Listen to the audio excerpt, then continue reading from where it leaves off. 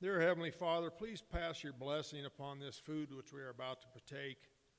And also we would ask that you watch over and guide us as we do your work, as we administer to your flock out there, which ultimately we are going to turn into food to feed your other flock. So please pass the blessings on those of us who have to get out and travel today, as we will cover the miles to get back and to do your work. In his name we pray. Amen. Thank you, Kenny. I'd like to next recognize our lunch sponsor, Five Rivers Cattle Feeding. Ask Luke Lynn to come forward to the podium and say a few words. Luke?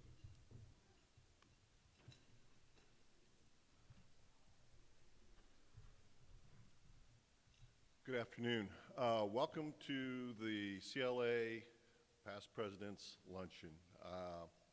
First, a couple of housekeeping things. One, I'd like to thank the hotel staff for the excellent meals we've enjoyed here this week. And two, I'd like to thank CLA staff for an excellent meeting. Very well appreciated. I know in post-COVID, lots of challenges nobody ever thought of, so thank you very much for allowing us this opportunity to meet. Mike Thorne sends his regards. He apologizes. He's sick. This is one of Mike's favorite things we sponsor every year, is this luncheon. I was looking at and watching the slides, and yes, Olivia, Kelly, and Emily, I am that old. I knew most of the people on those slides. So the things that I think when I remember those people are the sense of hard work, obligation to the association, and the selflessness that they had to become president. And so from Five Rivers, sincerely, this is the least we can do to say thank you, and we appreciate your service.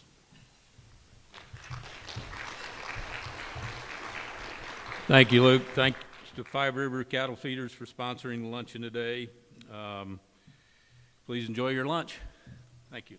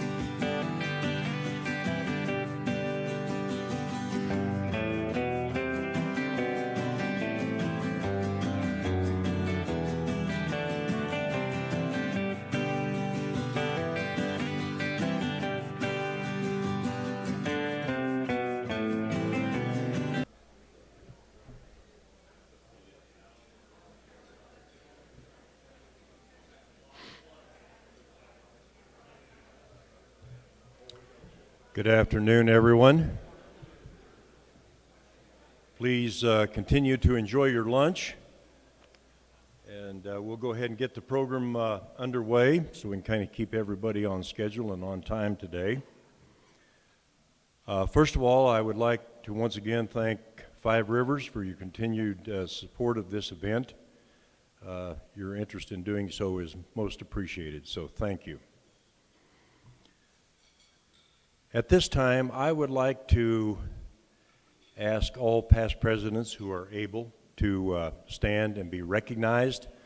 That is the purpose of this event each year, so please, all past presidents, if you would, please stand up.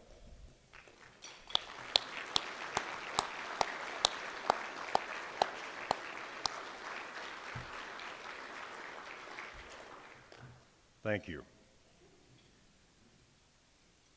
I would also like to take a moment of silence here to acknowledge those past presidents who we have lost since we last met approximately, I guess, 2 years ago. C.W. Bill Kirby, Lloyd Kinsfodder, Dr. Dwain Flack, Bert Hartman, and Dallas Horton. Moment of silence, please.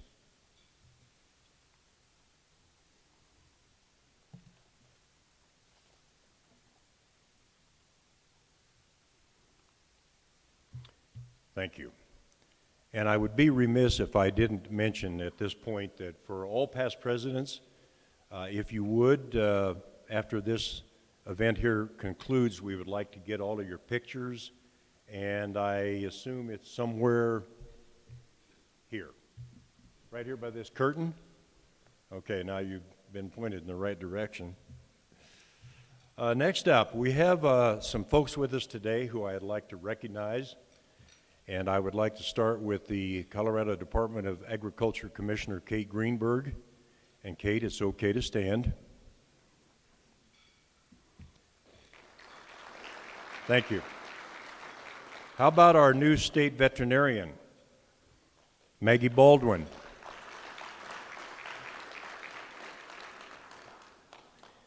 We have also with us today a Weld County Commissioner, Perry Buck.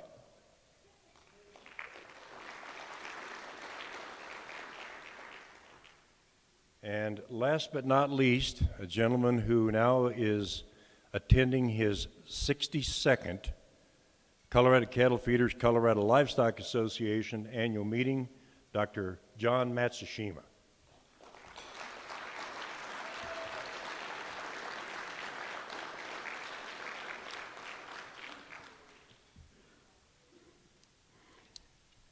At this point, if I can find my script here,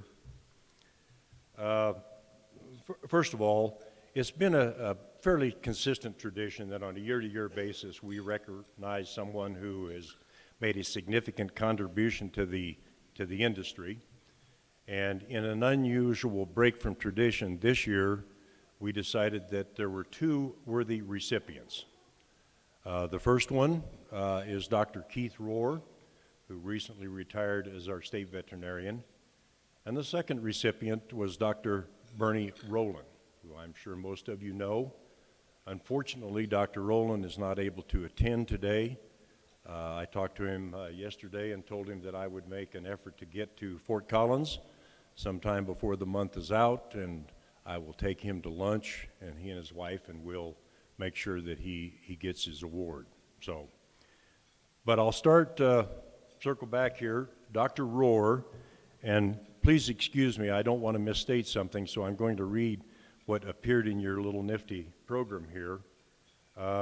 Raised on a ranch, kind of a diversified species operation in Kansas, some cows, agriculture, etc. Don't hold this against him. He attended veterinary school at Kansas State University. Thank you. Mark Frazier.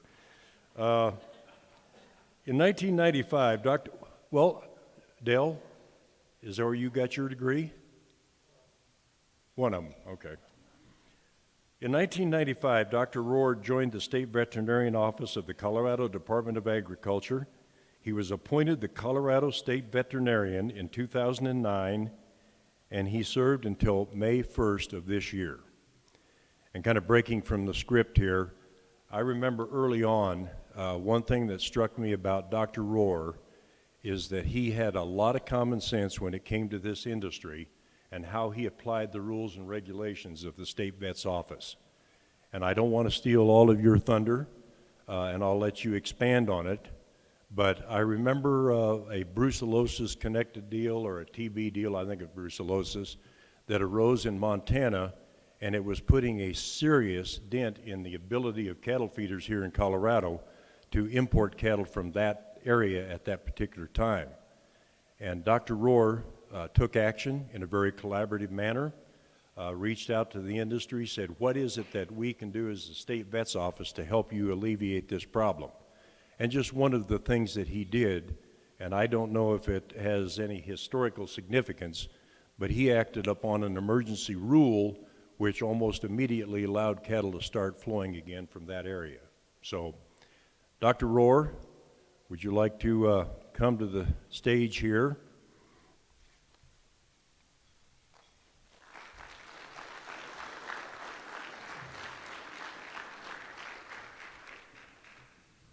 And in case you have never seen it, this is the Top Choice Award crystal, and I hope you will not hold it against me that it got my fingerprints all over it, okay? But they're easily wiped off, okay? So anyway, I want to present you with our Top Choice Award for 2021, and the microphone is yours. Thanks, Bill. You bet.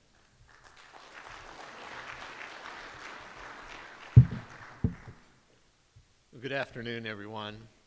First of all, it's good to be here in person. I think everybody a little bit tired of remote meetings and Zoom meetings, so it's good to see everyone face to face.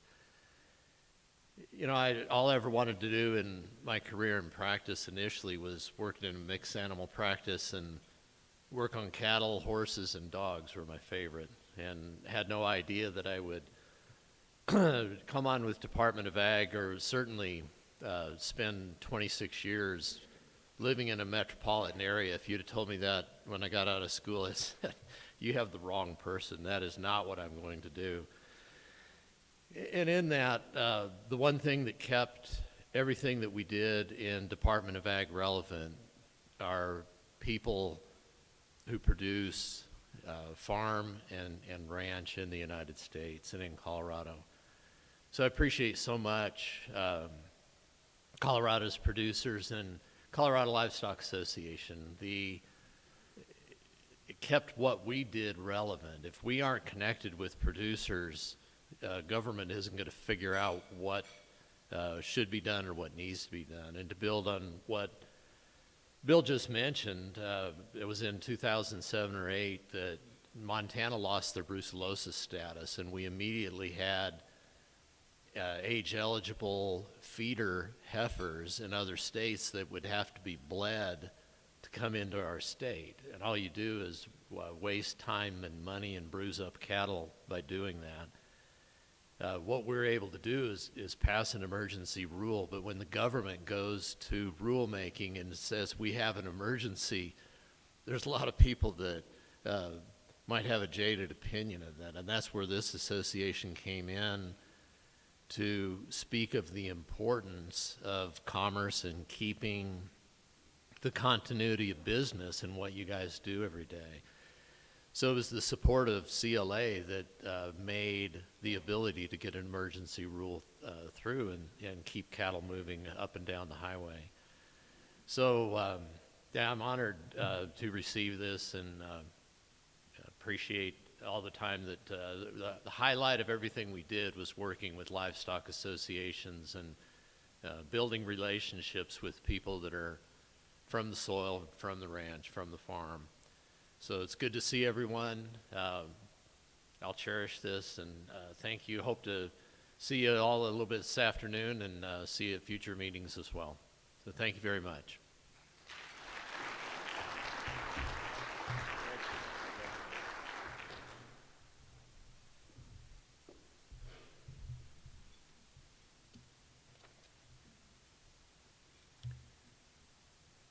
I think everybody here probably remembers that we did not have an annual meeting a year ago, and I'm not going to say that word why.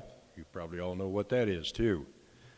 So to some degree, our current president, Dwain Weinrich, got cheated out of an experience. So he'll probably make it up here today as he kind of tries to catch up for that missed year. But it has been a challenging year for lots of reasons, for lots of people.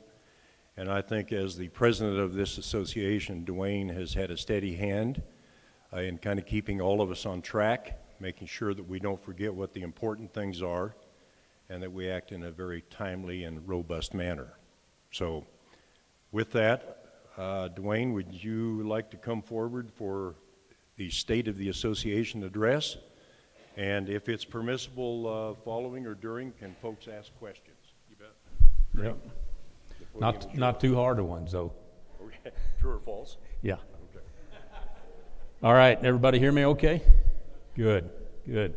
So I don't like standing behind these podiums here. I feel like I'm a preacher, something like that, but I like getting out and walking around. So as Bill said, on March the 10th, I think it was, 10th or 11th, I had to fly to Smithfield, Virginia for a meeting, and we got an emergency board meeting when I got off the plane back in Denver to make the decision on this future of the annual meeting. And I remember that at that time, and boy, did the world change at that time. So first of all, just a little bit about myself. Hold on just a second here. I'm hanging.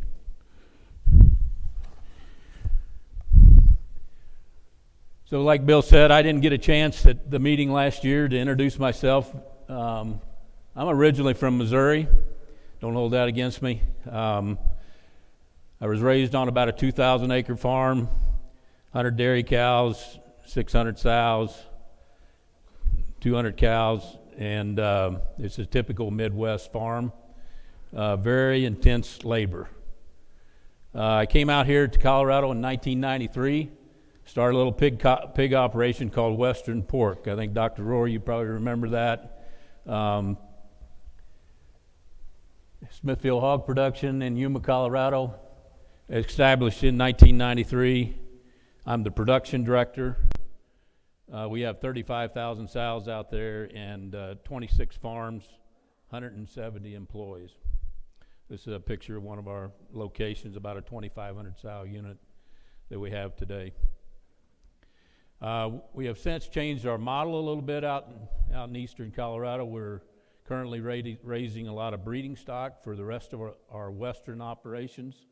So a lot of our females go to Arizona, Utah, Idaho, back to Illinois, and then back into Missouri. So this is kind of what it used to look like, right? We're all getting around the table, having a meeting, including ourselves in our company. In-person meetings. Our last meeting here was April 2nd, 2019. Man, that seems like a lifetime. Our last board meeting, February 25th, 2020, and that was at the Department of Ag. We had that meeting, Kate, and I think you came and spoke to us, and that was our last one we had. So it is great to get back in front of everybody, see everybody's faces. It's a great turnout. We were, all of us were kind of talking about, well, how many we're going to get, when we started talking about this meeting. Is it too soon? Do we need to delay it? Things like that. But really, I think people are ready to get out, and it's definitely says it right here. So we did cancel our 2020 annual meeting, and boy, then we went on to this Teams, Zoom. Everybody's, I'm sure that are sitting here today have used them. I'm kind of from the old school. This wasn't something that I was used to. I like to get people together in our operation, if I want to call a meeting, I call a meeting and we get everybody together, and immediately we get memos that says we can't do that anymore. We got to social distance and we got to, separate ourselves, things like that. My wife and Morgan know that when I went home to work from home, that was the most terrible day of my life. And again, how do you take care of livestock when you're working from home? It's not something you do, right? I mean, you got to get out there and work with animals, feed, and take care and care. So we went to this new virtual world. We also did that in CLA,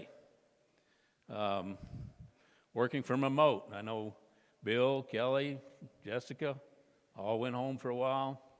We all did it through the computer. Yes, we had our technology struggles. I remember the first board meeting that we had, and our board members came on, and they're reluctant to show their face, don't want to show the video, and I can't get on, I can't get hooked up, all that kind of stuff, right, Kenny? Yeah, remember those days. But as we progressed each month, Justin, I think it got better, didn't it? And we figured it out, and everybody participated.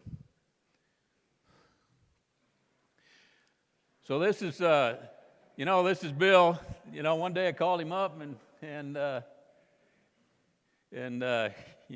he said, Jessica, can you see me? Jessica and Kelly, can you see me? Yeah. But there's a lot of that stuff going back to, I like to roll back to that because, there was a lot of that kind of stuff. So, we saw that too. People working from home, hell, you didn't have to get dressed up.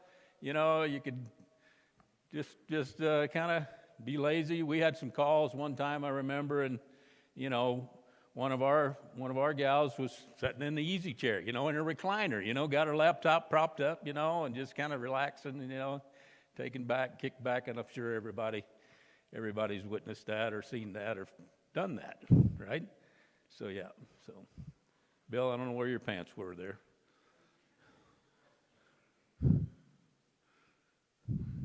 Figure this out. So again, working remotely, we had a year of this. Jessica, Kelly, myself, our board. But we didn't stop working for this organization. That's the key message that I have to take to you today.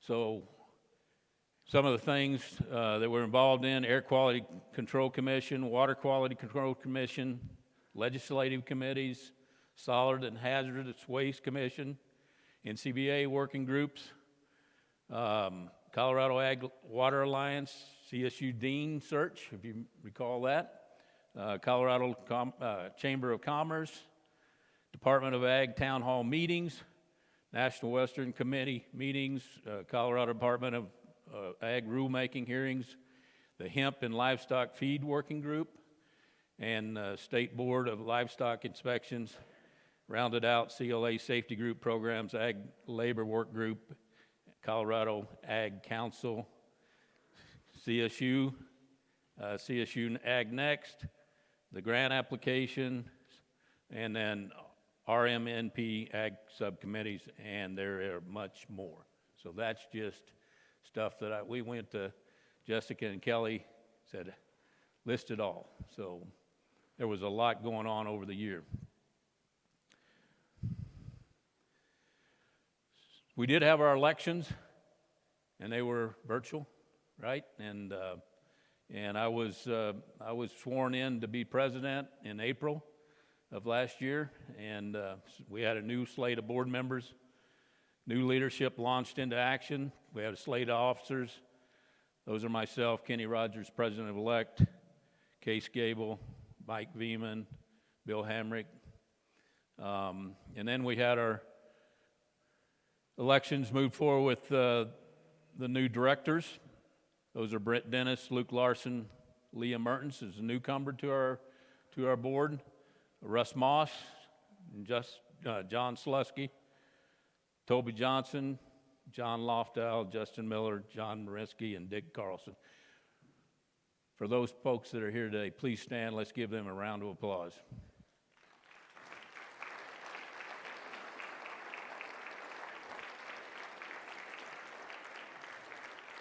Thank you. You've been a great support to me and our organization, I know. Next up, we'll talk a little bit about legislation. So, year started out, and I'm thinking, man, this is going to be pretty easy. I'm just going to have to do this over the computer, and and not going to be much happening. And all of a sudden, things start happening. So, we had some legislation that came at us, some initiatives, things like that. So, first thing that we talked about, if we go back to a year ago, was the 5-star fish kill. Some of you are familiar with it. Governor's executive order on electronic signatures. Initiative 314, which was new confinement standards that affected us. And then House Bill 1343, which also was a confinement standard too. And then now we have Initiative 16 that everybody's aware of, the PAWS Act. Just looking back, talking about the 5-star fish kill, just to remind everybody, it was a 2015 event, 50-year rainfall event in Yuma County, down in southeastern Yuma County. The Colorado Division of Wildlife got involved in it and was notified. There was determined that there was a possible unlawful taking of 14,000 fish. Attorney General filed action, February 2018. CLA then was engaged in 2019, and we secured legal counsel from Chris Carrington and John Berry. We filed an amicus brief. We did that along with Colorado Farm Bureau, Corn Growers, Cattlemen's Association, National Cattle Beef Association too. The Supreme Court just recently ruled in favor of 5 stars, so we feel that was the right thing for our industry looking forward. So, next thing is the Governor Executive Order on the allowing the ballot initiative signatures by email. We joined with 40 other organizations, filed an amicus brief with the Supreme Court, felt it was a violation of Colorado's Constitution. And we ended up sharing, just so everybody's aware, we ended up sharing about $10,000 in legal fee for our operation. That's what we have, the Industry Preservation Fund for those kind of events that happen. The Supreme Court ruling was a violation of the Constitution. So, then next up, this one kind of hit home to my operation. Initiative 314, I believe, Bill, that was right in April, of last year, right after I took over as president. Just so everybody's aware, this is a picture of one of our free access. We call it free access housing. In 2011, we spent about $11 million out in Yuma to go to group housing.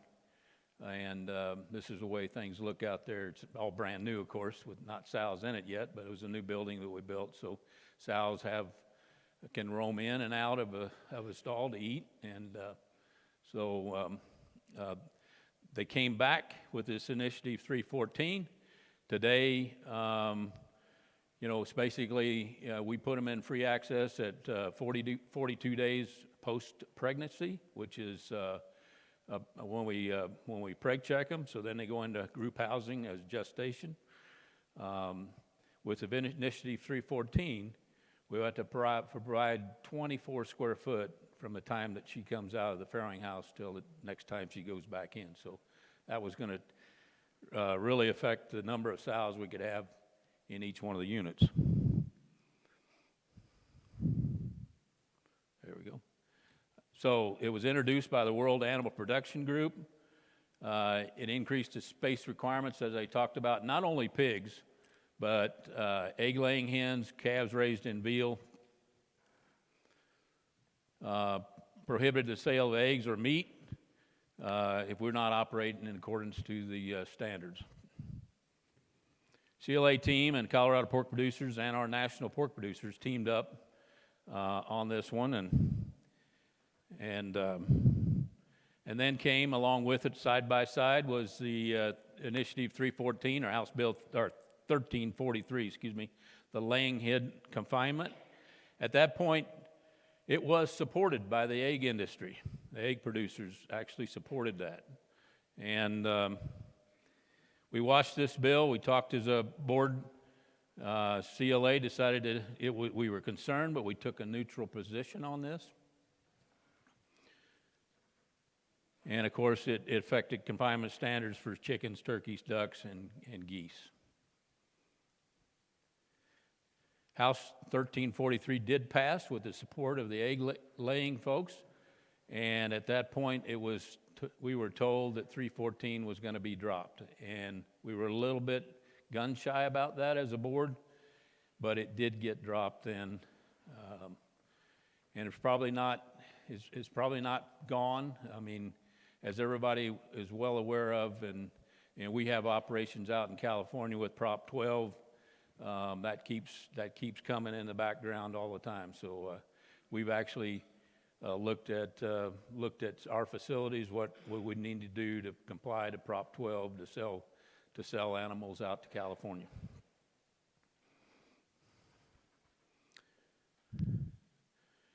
Remember the bitter beef campaign? Everybody remembers that.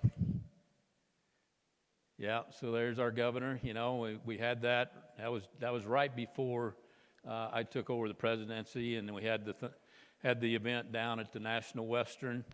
Governor Polis came down, and so the Veggie Burger, Colorado Livestock, and Colorado Cattlemen teamed up on that, and the press.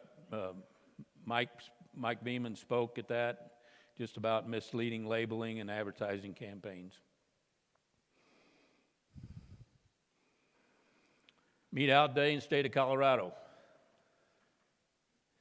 We had a Meat In Day. We learned something about this. So proclamations we learned about. 100% of proclamations that go across Governor Polis's or any governor's desk is usually signed.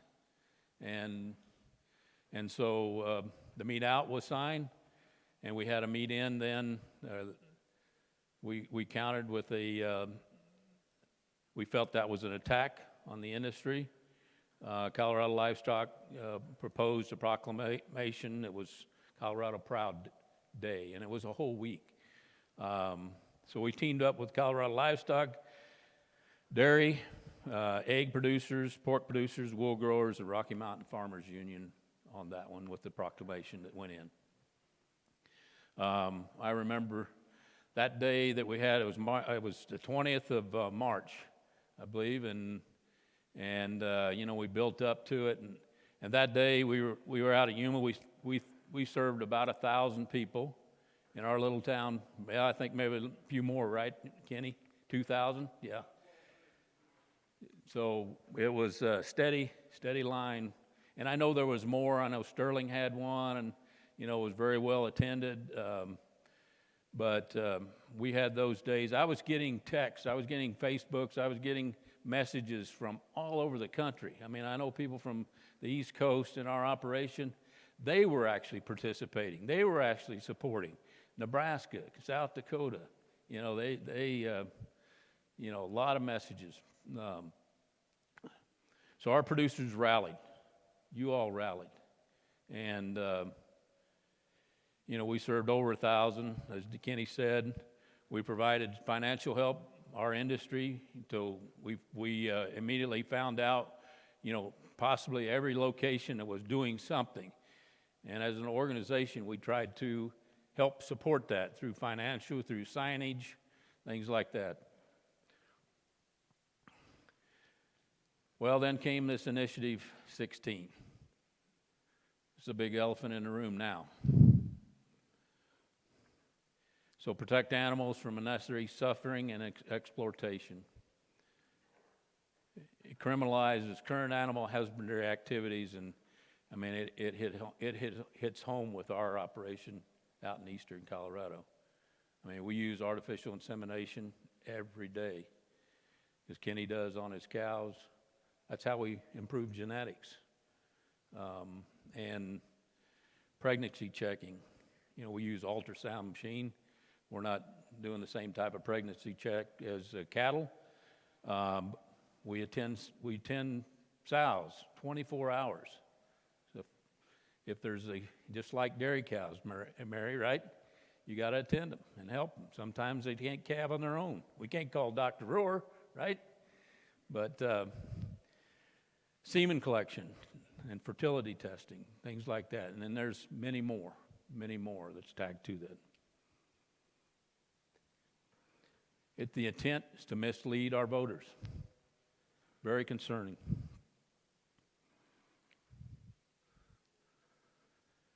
We teamed up with Colorado Pork Producers, Cattlemen, Farm Bureau, wool growers, dairy farmers, Rocky Mountain Union, eggs, and the Colorado Horse Council. I think if you were here yesterday, our panel listened to that, and he talked about, you know, this is not going to be easy, and we've got to be unified together as we move into, you know, whatever happens with this initiative. We have legal counsel. We have a ballot initiative attorney. We think he's good in representation. He's Mark Gruskin. He helped us with 314. Where are we at right now? It's at the title board for review, and I think planning on hearing back this summer, right, Bill? Yeah. We did appeal. Well, we had it at the title board, and it got reviewed, and now it's on to the Supreme Court. You know, our battle cry is it's not a single subject. The initial briefs was May the 4th. Respondent briefs are May 25th, and the decision will happen this summer, as we just said. Other collaborative efforts by CLA. So the beef stick for backpack program, if you're here this morning and listen to that presentation, I mean, that little video really kind of hits home, don't it? I mean, talking about that, John, and you know, we have some out there at the registration desk, so please take some and take them home. Colorado Chamber of Commerce, you know, we share our membership to that with Five Rivers, so we re-upped our membership this year. Conservation Innovation Grant with Texas A&M. It's an ammonia reduction, best management. We're looking at ammonia reduction and the best management practices there. CLA hosted 3 virtual regional meetings. Again, with the computer, it's all virtual, but we did get those done, and we did have those in lieu of, you know, we're all working from home. We support the Colorado Ag Leadership Program. My daughter Morgan's the first time into that this year, and has had a couple of meetings so far, and there have been a lot of, people that have graduated from that program. Mike, you're one of them, I know. We had a Association Policy Review Task Force completed their review, and that group was Kenny Rogers, Luke Lynn, Eric Morlang, Brett Rutledge, and Will Johnson. Thanks to you guys for taking a look at that and keeping our policies up to date. We had board commission appointments. We proposed board commission appointments, and we applied. 35 applied. Unfortunately, you can see what we got. 0 have been appointed.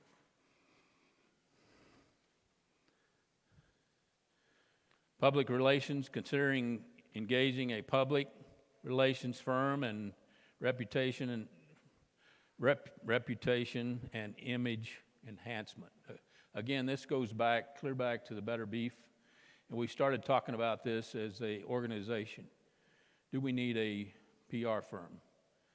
And, looking at Initiative 16, possibly, going forward, we sure may. So we've had that on the, through the 2020, we've had that on the back burner. We Luke and a team, interviewed some different organizations, different groups, and we actually had it kind of nailed down to one that we liked, didn't we? And still do. And so, is that going to come as a cost? Yes, it's going to come as a cost. But definitely when we're looking into the future, something we need to consider as an organization. Association management, we cleaned up our financial. We had a clean financial audit in 2020. If you were at the business meeting this morning, you saw our financial. It's strong, and it has grown. Even since I've been on the board, it has grown. We've got investments. Our IPF has grown. So association is strong. I know folks, some of you president peers out there that went through some tougher times years back with this organization, but today I have to tell you it's strong and it's growing. CLA succession plan. This one here kind of hits home.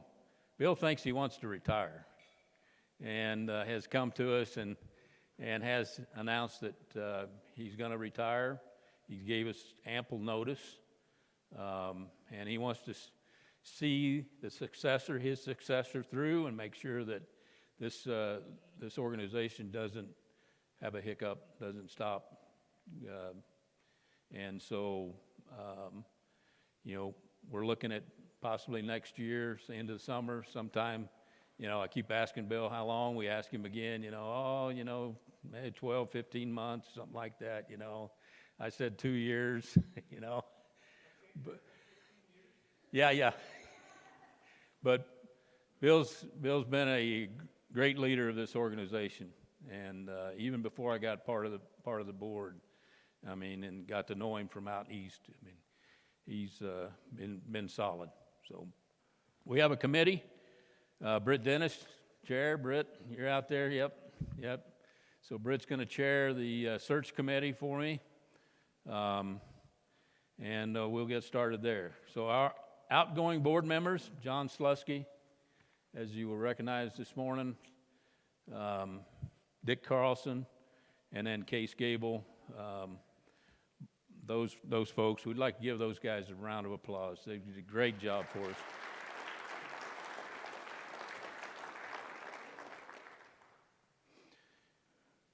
So welcome our new board members. Corey Kestner is going to be taking over treasurer.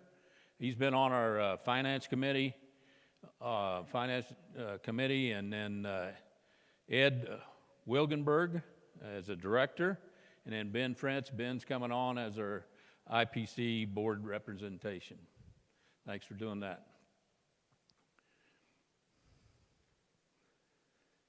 Again, hopefully we can come back together next year. We did move it a week. So looking at holiday week, we had a short week here, Monday being the holiday. We looked into the next week. So next week we're scheduled on June 8th and 9th. It will be back at the Embassy Suites. We do have a commitment with the Embassy Suites from our cancellation that we had in 2020. So we'll be back there next year.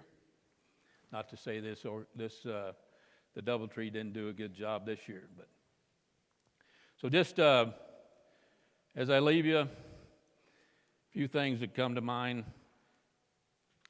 An industry that feeds you is an industry that's worth fighting for.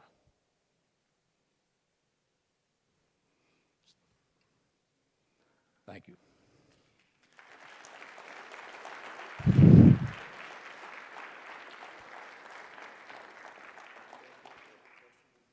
Yeah, any questions for me?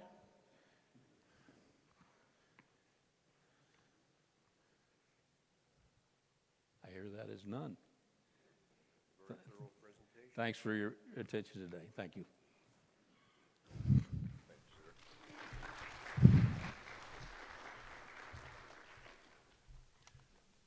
know you all don't have the benefit of seeing the time on our script here, but I can assure you that we are right on schedule. So, as we wind down here this afternoon, I would like to once again thanks to Five Rivers for your sponsorship of the luncheon here this afternoon. In case you were wondering why there was no dessert on your table, it's not because we're trying to be cheap, okay, or cut corners here. And as I understand it, there will be ice cream bars outside in the hallway. So as you leave, please feel free to take one. I would like to, at this point, ask all of our industry partner council members as well as our annual meeting sponsors, would you please stand and be recognized?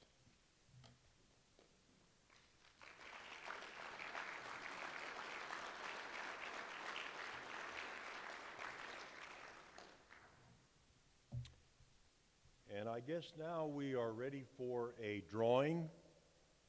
Is that right, Jessica? Okay. So just keep reading, is that the deal? Okay. Just a quick note here. Oh gosh, thank you. I failed to mention that Rabo Finance is the sponsor of the ice cream bars. My apology. Is there a representative from Rabo in the room? You can stand up as well, gentlemen.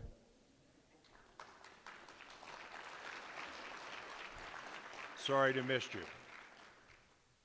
Okay, now can we announce the drawing? Okay, for your information, this year, and I think it's been mentioned throughout the annual meeting, we did have folks from around Colorado that attended this event virtually or remotely, whatever you want to refer it to. So in that light, we didn't want to shortchange those folks, so they too, even though they may not be present here in the room today, we did put their name in the drawing.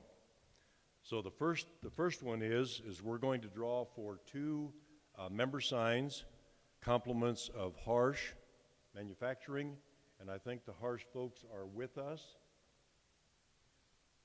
Okay, and the winners. The winner of one of the signs is Steve Gable, Magnum Feed Yard, Wiggins, Colorado.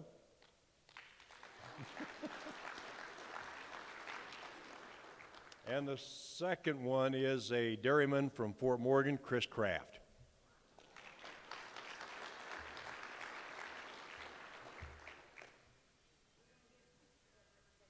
You want a picture of everybody with the sponsors? After, okay. And I guess probably lastly here, if I'm looking at my script correctly, our next drawing is going to be for the 2 vacation trips, and we've used that term for a number of years.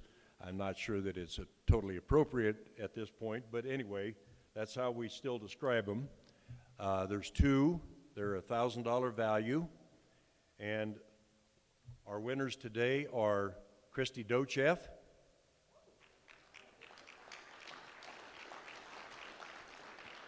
Is Christy with us?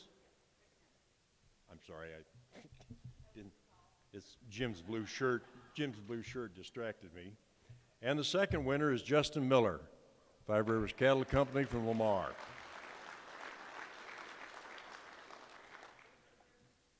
Okay, are we down to the closing? Oh, hey, Cliff. Cliff, have you got something you want to give away? I do, Bill. Do you have somebody to draw? Or you need somebody? Jessica can draw. No, I've been there, done that. Okay? Yeah. All right. You know, I think that this is our 20th year, you know, reviewing the list of past presidents. Sure. All right. Here we go. I believe this is our 20th year that we've done this with CLA. It's been a great relationship. We appreciate the opportunity to do that. I think in looking at the list of past presidents, I believe that Roger Hickert was president shortly after, you converted to the Colorado Livestock Association. Of course, we didn't do it last year, and that's why I think this is the 20th year. So we appreciate that. We're going to draw for the Tony Lama boots, same brand that we've done to keep Tony Lama in business for the last 20 years. And so you do have to be present to win. Number two, we're going to give you this pair of boots, and then you can exchange them at the Livestock Corral in Denver for a size and color and everything of your choice. So having said all of that, let's have Jessica handle this. We'll stir it up real well.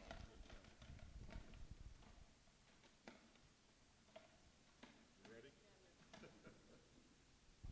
Okay.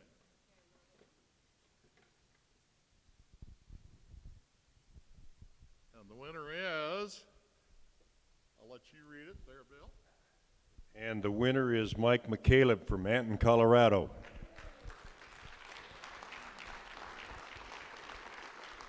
Thank you, sir.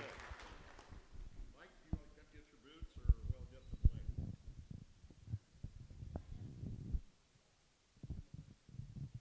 Is Mike here? Oh, there he is.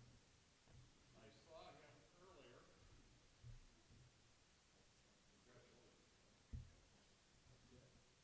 Congratulations, Mike. Okay, some closing housekeeping here. First of all, would all past presidents please, and top choice winner, find your way over here to this side of the room, right, for pictures, and the vacation winners as well, and the signs, okay? So that includes sponsors as well, not just the winners. The CLA Board of Directors will be meeting in the UNC Bears Room, currently scheduled for 2 o'clock. We may, if you're all willing, commence just a little earlier than that, should time allow. Lastly, thank you all for being here in attendance. Thank you to all of our sponsors. Your generosity is, again, most appreciated.